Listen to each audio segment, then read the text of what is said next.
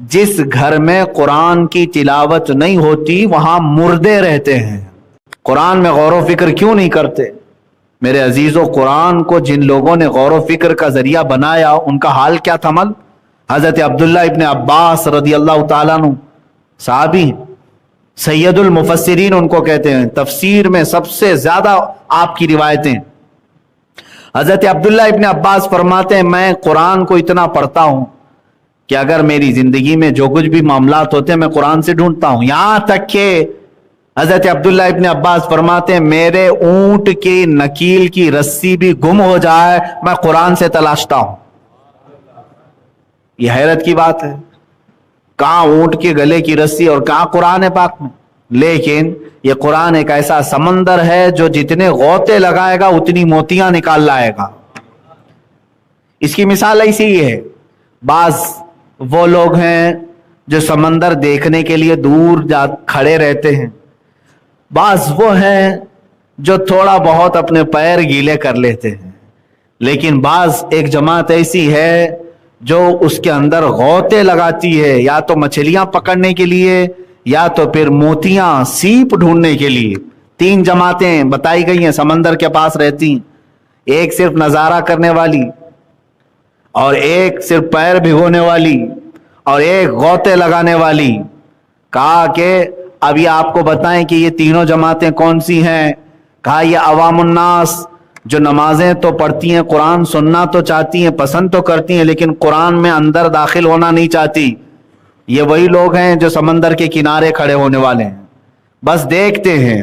اور بعض وہ ہیں جو پیر دھو لیتے ہیں، یہ وہ علماء ہیں جو تھوڑے بہت قرآن پاک کی آیتیں، جیسے ہم جیسے لوگ بھی ہوں گے، یعنی ہم دور سے تو نہیں دیکھ رہے، اتنا تو ہے اللہ کا فضل ہے کہ ہم نے قرآن پڑھا بھی، یاد بھی کیا، اور اس کی ترجمہ اور تفسیر تک چلے گئے، تو پیر دھونے والوں میں کم سے کم نام آ گئے۔ لیکن فرمایا گیا کہ وہ جماعت جو غوطے لگاتی ہے وہ امام اعظم ابو حنیفہ، امام شافعی، امام مالک، امام احمد بن حنبل، یہ وہ لوگ ہیں جو قرآن پڑھتے ہیں اور اس کی باریکیاں اور اس کے اندر کی موتیاں نکال کر کے قوم کو پیش کرتے ہیں۔ تو یہ تین جماعتیں ہیں۔ اب آپ کا کون سی جماعت میں نام آتا ہے یہ آپ کو ڈیسیزن لینا ہے، آپ کا فیصلہ ہے۔ بلکہ میں سمجھتا ہوں بعض تو وہ ہوں گے جو سمندر سے ڈر کے روڈ پہ ہی کھڑے ہوتے ہوں گے، دیکھتے بھی نہیں ہوں گے، قریب بھی نہیں جاتے ہوں گے۔ ایسی بھی جماعت ہے، وہ جانا بھی نہیں چاہتے ہوں قرآن کے قریب۔ آج شاید ان لوگوں میں بھی کئی لوگوں کا نام شامل ہو سکتا ہے۔ الحمدللہ مسجدوں میں آنے والے کم سے کم اتنا تو ہے کہ قرآن سنتے ہیں، نمازوں میں قرآن سنتے ہیں، یا پھر کسی اور موقع پر قرآن سن لیتے ہیں، لیکن اس پہ غور و فکر نہیں کرتے، نہ ہی اس کے ترجمے کی طرف جاتے، نہ تفسیر کی طرف۔ اتنا تو ہے کہ قرآن دیکھتے ہیں، چومتے ہیں، چھوتے ہیں، اور بعض لوگ قسم کھانے کے لیے اٹھا بھی لیتے ہیں، یا میتوں پر پڑھنے کے لیے قرآن خوانی کروا لیتے ہیں، اتنا تو کر ہی لیتے ہیں۔ اور بعض علماء ہیں جو قرآن پاک کے ترجمے پڑھ لیتے ہیں، تفسیریں پڑھ لیتے ہیں اور بیان بھی کر لیتے ہیں، لیکن وہ جماعت آپ نظر نہیں آتی جو غوطے لگاتی تھی، سمندر میں ڈوب کر کے موتیاں نکالتی تھی، وہ جماعت اب نظر نہیں آئے گی۔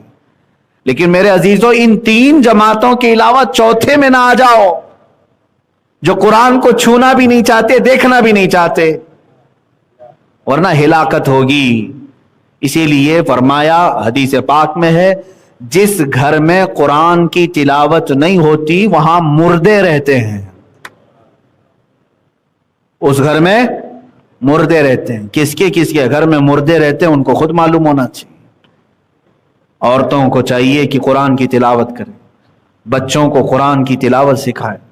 حضرت عبداللہ ابن مسعود رضی اللہ تعالیٰ عنہ سے متعلق ایک روایت ملتی کہ جب قحط آ گیا، لوگ پریشان تھے، لیکن آپ خوشحال تھے، اور آپ کے پیشانی پر ذرا برابر بل نہیں۔ کچھ لوگوں نے پوچھا قحط سالی کا کچھ خوف نہیں آپ کو؟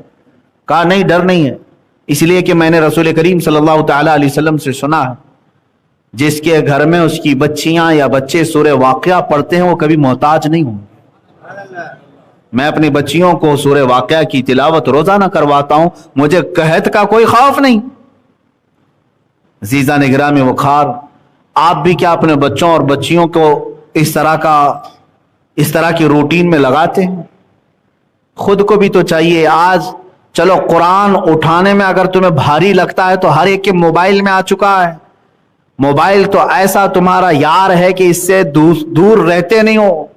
نہ سونے کے وقت، نہ کھانے کے وقت، نہ طہارت میں جانے کے وقت کہیں نہیں چھوڑتے اس کو. اتنا قریبی یہ لنگوٹ یار ہے. اس کے باوجود اس کے استعمال میں کبھی اس کے نصیب میں اس کی اسکرین پر قرآن کھولنا نہیں آتا. ڈاؤن لوڈ کر لو، قرآن پاک رکھ لو، کبھی تو نکالو قرآن پاک. اگر دیکھ کے پڑھ نہیں سکتے تو کم سے کم ریکارڈڈ قرآن پاک کی آوازیں اس میں سینکڑوں قاریوں کی قرآن کی تلاوت محفوظ ہے. اے نوجوانوں، اگر تمہارے پاس دیکھ کر کے پڑھنے کا اتنا موقع نہیں مل رہا ہے تو تم ایئر فون لگا کر کے گندے اور غلیظ گانے سننے سے بہتر ہے کہ قرآن کے نغمے سن لو. اپنے کانوں میں ایئر فون لگا کر کے بہت ساری چیزیں تم سنتے رہتے ہو، قرآن سنو.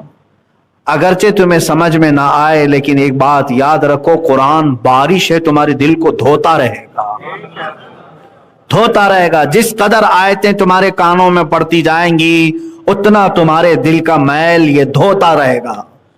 قرآن سننا بھی عبادت ہے، پڑھنا بھی ہے، سننا بھی عبادت ہے. لیکن کیا سب سے زیادہ ناانصافی ہم نے قرآن کے ساتھ نہیں کی؟ ہماری قوم نے. آج یہ قرآن سب سے زیادہ دور ہو گیا. بچپن میں ہم اپنے بچوں کو قرآن سینے سے لگا کر کے بھیجتے تھے مدرسوں کو. یہی آج بھی معمول ہے. بچہ جب مدرسے آتا ہے تو سینے سے لگا کر کے آتا ہے، قرآن ہو کہ پارا ہو کہ قاعدہ ہو. لیکن وہی بچہ اسکول جاتا ہے تو اپنا پورا بستہ بیگ پورا پیٹھ پیچھے ڈال کر جاتا رہتا ہے. کبھی اس کو ہم آبزرو نہیں کرتے. بچپن سے ہمارے بزرگوں نے بتایا تھا کہ قرآن سینے کی طرف پہلے نمبر پر ہو. بعد میں اس کے بعد جو کچھ بھی ہے وہ قرآن کے بعد. لیکن بڑا ہونے کے بعد بچہ اس کو پیچھے ڈال دیتا ہے، اس کو آگے کر لیتا ہے. قرآن پاک کو چھوڑ دیا جاتا ہے. اور بہت سارے لوگوں کا تو آج رواج ایسا ہے کہ ایک بار قرآن دیکھ کر کے ناظرہ ختم ہو گیا، ختم قرآن کی محفل ہو گئی، اس کی ہدیہ ہو گیا، اس میں لڈو لایا، گل پوشی کیا، استاد کو نذرانہ دے دیا، اس کے بعد قرآن اٹھا کر کے رکھ دیا. اب کسی سے ہم نے کہا بھی تھا بیٹا قرآن پڑھو، کہا نہیں میرا ختم ہو چکا ہے قرآن. ارے قرآن ناظرہ ختم ہو گیا تو اس کا مطلب کیا ہے؟ یہ کوئی ڈگری تھی جو تو انجینئرنگ کر رہا تھا اب دوبارہ نہیں پڑھے گا؟ قرآن تو تجھے استاد نے سلیقہ سکھایا پوری زندگی بھر پڑھنے کے لیے. موت آنے تک قرآن کو اپنے ساتھ رکھو. اور یہ تمہارا ایسا رفیق ہے، ایسا دوست ہے جو قبر میں بھی تمہارا ساتھ نہیں چھوڑتا. بلکہ فرمایا گیا قبر میں اگر کوئی تمہارے لیے انسیت کا سبب بن سکتا ہے، کوئی تمہارے دل کو ہلکا کرے گا گھبراہٹ سے، ڈر سے، تو قرآن ہے. قرآن تمہارے لیے قبر میں بھی آئے گا. اور میرے آقا صلی اللہ تعالی علیہ وسلم تو یہاں تک ارشاد فرماتے ہیں قیامت کے دن قرآن جس کی سفارش کر جائے پھر اس پر جنت میں جانا واجب ہوگا، اور جس کے خلاف کھڑا ہو گیا قرآن اسے پھر دوزخ میں جانا واجب ہو جائے گا، وہ ضرور دوزخ میں چلا جائے گا. آپ اس قرآن کو دیکھ کر کے کبھی یہ دیکھو دل پر ہاتھ رکھ کر کے کہ کہیں ایسا تو نہیں کہ یہ قرآن قیامت میں میرے خلاف نہ کھڑا ہو جائے، میں نے اس کا حق ہی نہیں ادا کیا. برسوں ہو جاتے چھوا نہیں، مہینوں ہو جاتے اٹھایا نہیں، ہفتے ہو جاتے.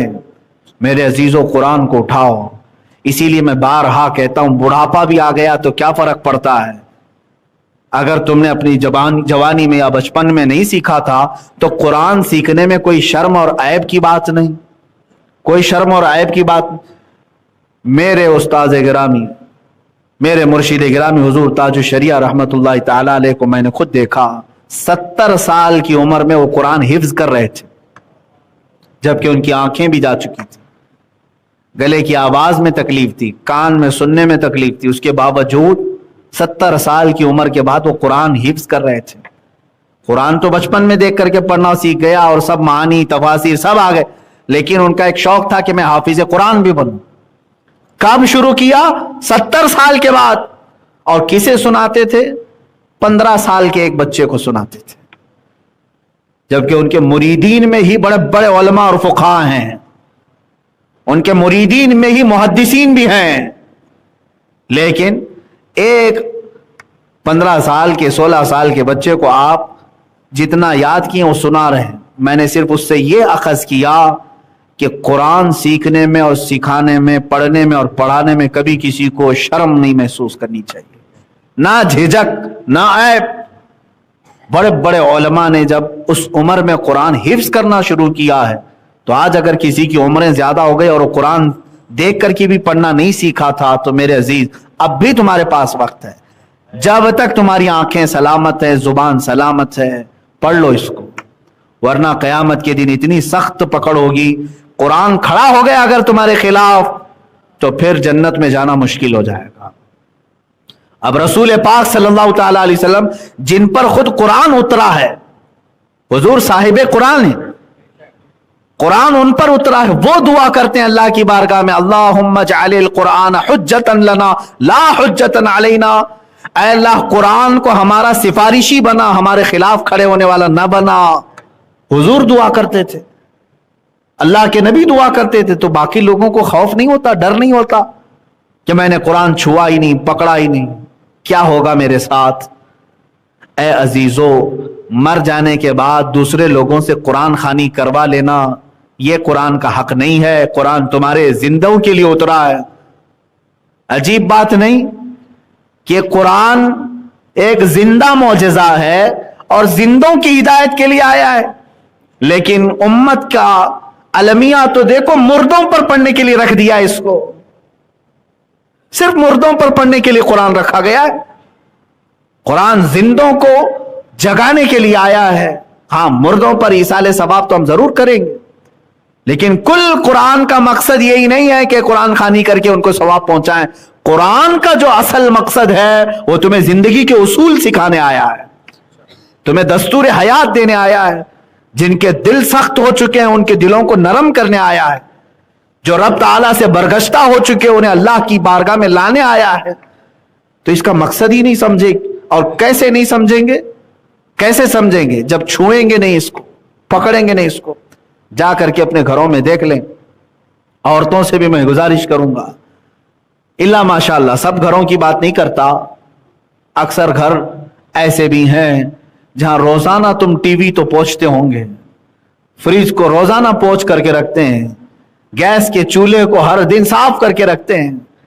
कुरान को देखो, धूल भी जमी होगी, इतना ऊपर रख दिया जाता है कि हाथ भी ना जाए। रमजान टू रमजान उसको उतारते हैं, या फिर ओकेशनली मौसमी तौर पर कोई अगर बड़ी रात आ जाए या फिर घर में किसी की मैयत हो जाए तो उतारे। नहीं मेरे अजीजों, कुरान तुम्हारे लिए इतना आम हो जाए, इतना आम कि तुम अपने दिनों की इब्तिदा कुरान से करो, फिर देखो अल्लाह ताला तुम्हें किस औज पर पहुंचाएगा। इकबाल ने यही कहा, वो जमाने में मुअज़्ज़ज़ थे मुसलमान होकर, आज हम खार हैं तारीके कुरान होकर। दर्स कुरान अगर हमने न भुलाया होता, ये जमाने ने जमाना न दिखाया होता। दर्स कुरान अगर हमने न भुलाया होता, ये जमाने ने जमाना न दिखाया होता। आज जो जमाना हमें अपना सख्त चेहरा दिखाया है, उसकी वजह यही है कि तुम दर्स कुरान को भूल बैठे। मुझे बताओ, मैं किसी की हिजू नहीं करना चाहता, तौहीन नहीं करना चाहता। सैकड़ों मस्जिदें होंगी, सैकड़ों मस्जिदें अल्लाह ने तौफीक दी है, मैं शुक्र भी बजा लाता हूं, मेरे लिए भी और आपके लिए भी।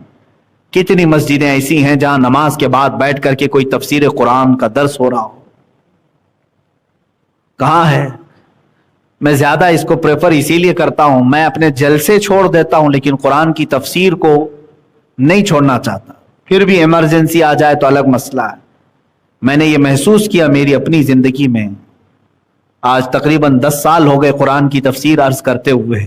मैंने महसूस किया है जो हार्ट चेंजिंग, जो दिल का इनकलाब कुरान की तफसीर से आता है, वो बड़ी बड़ी कॉन्फ्रेंसों से भी नहीं आता। ये मैंने महसूस किया है। कुरान का दर्स और कुरान की तफसीर जो दिलों को बदलती, आंखों में आंसू ले आती है, दिल जो नरम हो जाता है और रब की बारगाह में झुकने पर अपनी लज्जत महसूस करता है, वो बड़े बड़े जलसों में भी नहीं देखा। बड़ी बड़ी तकरीरों में भी नहीं हुआ। जलसे आज तकरीरों के इल्ला माशाअल्लाह सिर्फ दिखावा रह गया है। अल्लाह हम सबको हिदायत अता फरमाए। मैं अगर इन बातों को सख्ती के साथ अर्ज कर रहा हूं तो बाज लोग मुझे भी ब्लेम करेंगे कि आप भी जलसे बहुत सारी चीजें करते हैं। मेरे अजीजों में उसका मुखालिफ हूं। जलसे जरूर होनी चाहिए, लेकिन जलसों के अंदर जो रूहानियत होनी चाहिए वो गायब है। पान खाते लोग, गुटखा थूकते हुए लोग जलसों में खड़े हैं नापाकी की हालत में। ऐसा लगता है जैसे कोई तमाशा देखने के लिए सर्कस में आए हुए लोग दूर दूर खड़े होकर के तमाशा देख रहे हों, जैसे स्टेज पर कौन कितना चिल्ला रहा है। और आने वाला भी ये सोचता है कि मेरे ऊपर जितने नारे लगे उतना मैं कामयाब हो जाऊंगा, चाहे उनके दिल में बात उतरे कि ना उतरे। और इंतजामिया जो कमेटी होती है जलसे कराने वाली, उनका भी ख्याल यही होता है साइलेंट मुकर्रर नहीं चलता, थोड़ा उछल कूद करने वाला चाहिए, लोगों को कुछ हंसाए, लोगों को कुछ जोश दिलाए। तो फिर अगर यही निजाम जलसों का रह गया तो मैं समझता हूं ये बेकार है, फजूल है, माल का जिया है, पैसों का खर्च करना है। मैं समझता हूं वो जलसा सबसे बेहतर है जिसमें लोग बावजू बैठे हों, तहारत के साथ आए हों, कुरान करीम की तफसीर हो, अहादीस रसूल बयान हो, उलमाए उम्मत, सुलहाए उम्मत, औलिया कामिलीन के उनके तज़किरे हों, और फिर सुनने वाला उस दिन अहद करके उठे कि मैं यहां पर सर्कस देखने नहीं आया था बल्कि अपने दिल को बदलने आया था। वो तौबा करके उठे तो यकीनन उसका फायदा होगा।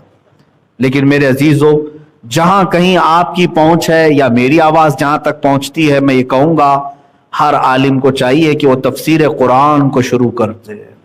अपनी कौम को जब तक तुम कुरान से करीब नहीं करोगे तब तक ये धक्के खाती रहेगी। कुरान इनके लिए आया है, हमारे लिए आया है। दरसे कुरान अगर हमने ना भुलाया होता, ये जमाने ने जमाना ना दिखाया होता। फिर से वापस आ जाओ, तुम्हारे पास पूरा निजाम हयात है। कुरान पाक से दूर होने की वजह से कहां कहां हम धक्के खा रहे हैं जानते हैं? लोग हमें बेवकूफ बना रहे हैं हर फील्ड में, हर मैदान में। तिजारत के उसूल तुम्हें मालूम नहीं, धोखे इतने आ जाते हैं। कुरान पाक ने वो भी सिखाए हमें। बीमार हो गए तो सबसे पहले बाबाओं के चक्कर काटे और ज्योतिषियों के पास जाके हाथ दिखाए, हमारी भविष्यवाणी करो, क्या होगा क्या नहीं होगा, फाल खोल करके देखो। बहुत सारे लोग यही, अच्छा ये बाज लोग, मैं उनको गलत नहीं कहता, हमारे पास भी आकर सीधे यही कहते हैं फाल खोल के देखना है। मेरे भाई, मैं फाल खोलने वाला नहीं हूं, तोता लेके नहीं बैठा हूं। वो तोते वाले लोग होते हैं। लेकिन हो ये रहा है कि कसरत से सारे लोग इस काम में मुब्तला हो गए, इसलिए वो आज आकर के, उनका वो भोलापन है, उन्हें मालूम नहीं। हाँ, इस्तिखारा इसको कहते हैं। इस्तिखारा करके बता दें कि क्या है। इस्तिखारा सुन्नत है।